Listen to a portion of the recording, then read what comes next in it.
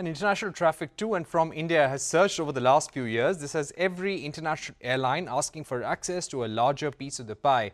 But CNBC-TV18's Daanish Anand reports that the request for more bilaterals is being met by resistance from some Indian airlines. Indian aviation is booming, especially with more Indians looking to fly abroad and more foreigners interested in visiting India. This growing demand makes bilateral agreements or bilaterals a factor for potential growth because these government-to-government agreements determine how much access a designated foreign airline gets to Indian skies and vice versa. India and the UAE, for instance, have a decade-long agreement that allows its flag carrier Emirates to bring in 66,000 people per week from Dubai. Emirates wants this number to increase and hopes it will happen soon. The arguments for increased frequency, both from the Indian carriers and from Emirates, is absolutely clear. Whatever happens, as those airlines have dropped away and others have stepped in, the capacity is taken up. It's now at maximum capacity. It's been like that for years. So that tells you that you need to increase capacity. After all, the relationship between India and the UAE and India and Dubai is something that is really a strong story, and I think it's only a question of time before the Indian government hopefully relents and says, look, let's have a talk about this in a grown-up manner. Emirates has been asking for an additional 50,000 seats per week for the last 5 years, but it's not certain the Indian government's ask for a 4:1 seat sharing ratio, meaning 4 outbound seats for every 1 inbound seat will work. The Indian government needs to take a good hard look at that position.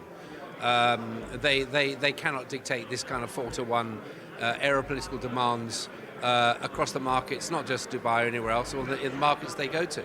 What they'll find themselves is isolated because, you know, I do not know any country will accept that kind of respite. I cannot see them doing that to the Chinese or the Russians or the Europeans. It won't happen.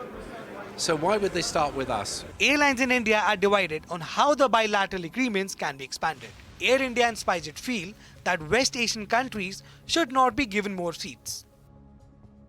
Air India CEO Campbell Wilson said, and I quote, "Air India is investing in ordering aircraft and opening up the Indian market to foreign airlines will put our investment at risk. Indian carriers have recently ordered more than 1,000 aircraft. We have an appetite for more. We are committing to that on the basis that there would be an economic return to that investment, which, if you add it all, is well over $100 billion. If the rug is pulled out from under us and if we can't fly those aircraft, we will not take those planes." SpiceJet CEO Ajay Singh says bilaterals could hinder India developing its own hubs. He says the government must focus on ensuring that Indian hubs are not residing in the Middle East or in Southeast Asia. The beneficiary of that would be all airlines.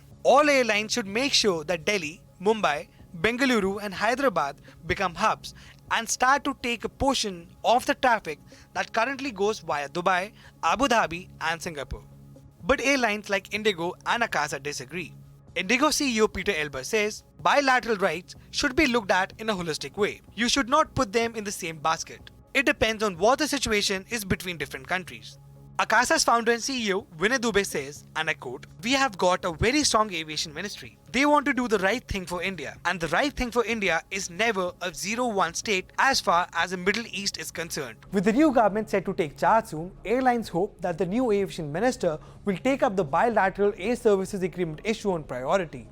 Because India's stance will determine the strategy airlines in India with international ops and international airlines looking to add India to their flight path will adopt to grow in India.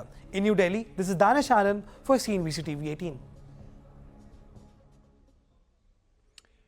All right, thanks Daanish for reporting on that story for us. Now, moving on.